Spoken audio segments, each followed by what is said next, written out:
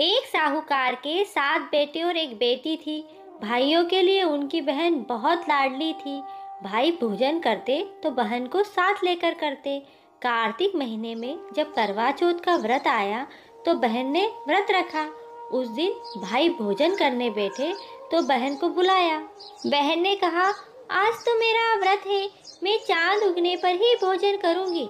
तब भाइयों ने सोचा, हमने तो सुबह भोजन किया था, तब भी अब शाम को वापस जोरों की भूख लग गई है और यह तो सुबह से भूखी है, इसे तो और ज्यादा भूख लगी होगी। ऐसा विचार कर एक भाई ने दूर पेड़ के नीचे दीपक जलाकर चलनी से ढककर उसका प्रकाश आसमान में उसकी बहन को दिखाते हुए कहा, बहन बहन देखो, चांद उग गया है। बहन ने अपनी भाभीयों से कहा, चलो चलो, चांद उग गया है, चांद के दर्शन करके अर्घ दे देते हैं। भाभीयों ने कहा, आप जाओ, हमारा चांद अभी नहीं उगा है। उसने खुशी खुशी ही अकेले जाकर चंद्रमा के दर्शन किए और उन्हें अर्घ दे दिया और फिर भाइयों के साथ भोजन करने बैठ गई। जैसे ही वो खाना खाने लगी, पहले ग्रास में छींक आ गई, दूसरे ग्रास में बाल आ गया और तीसरे में ससुराल का बुलावा आया। बुलावा देने वाले ने कहा, तुम्हारे कुंवर साहब की तबीयत ज्यादा खराब है, जल्दी भेजो इसे। उसे विदा करने के लिए जब माँ ने बक्से में से कपड़े निकाले तो बार बार काले और सफ़ेद कपड़े निकले। वह बोली, माँ आप ये सब रहने दो।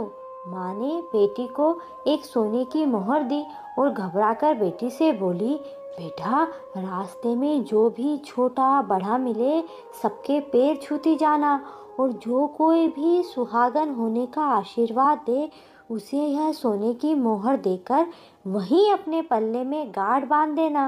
वह बोली, ठीक है माँ, और वह अपने ससुराल चल दी। रास्ते में जो भी मिला वह सबके पैर पड़ती गई। सबने भाई भतीजे और पियर के सुख का आशीर्वाद दिया। चलते चलते जब वह ससुराल पहुंची तो उसकी छोटी ननद दरवाजे पर खड़ी थी।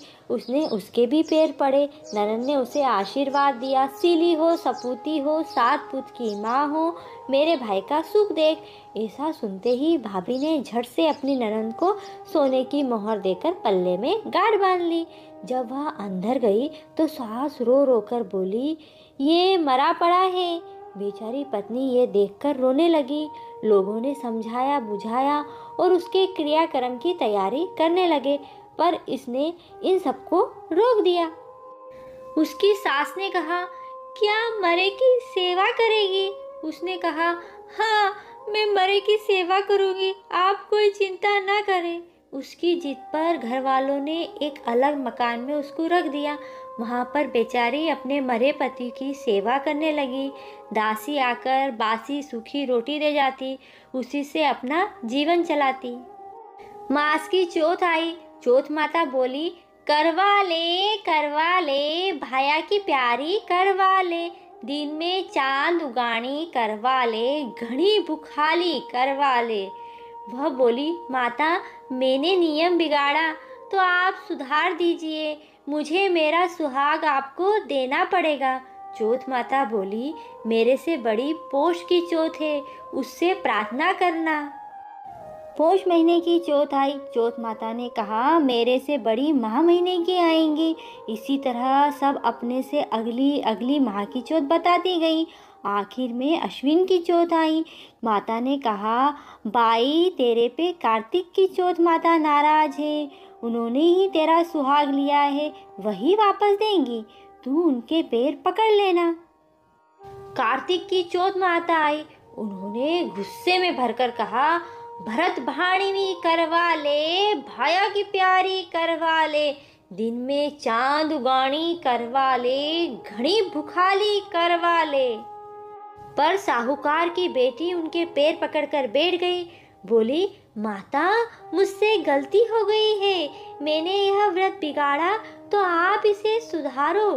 उनकी विनती देखकर माता को दया आ गई।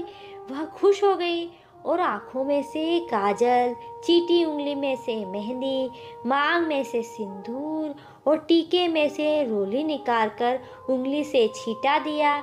जैसे ही साहूकार का लड़का तुरंत उठकर बैठ गया और बोला, खूब नींद आई। उसकी स्त्री बोली, ऐसा भी क्या सोना, मुझे तो 12 महीने हो गए। उसने सारी बात उसे बताई। फिर उसने खुशी खुशी चौथ माता की पूजा की, करवा लिया, कहानी सुनी और दोनों पति पत्नी भोजन करके चौपड़ पासा खेलने लगे। उसकी सास ने दासी के हाथ रोटी भेजी। दासी ने दोनों को चौपड़ पासा खेलते हुए देखा तो वह सास को आकर बोली, वे तो दोनों जना चौपड़ पासर खेल रहा है। तो सासू को विश्वास नहीं हुआ। सासू जल्दी से वहां गई। वहां पर अपने बेटे को जिंदा देखकर वह बहुत प्रसन्न हुई। उसने पूछा, यह सब कैसे हुआ?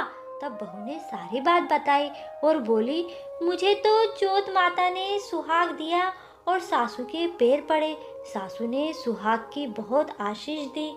सारी नगरी में यह ढिंढोरा पिटवा दिया कि पुरुष की स्त्री, बेटों की माँ, सबको 12 माह की चौथ करना चाहिए। 12 नहीं तो 4 तो करना ही चाहिए।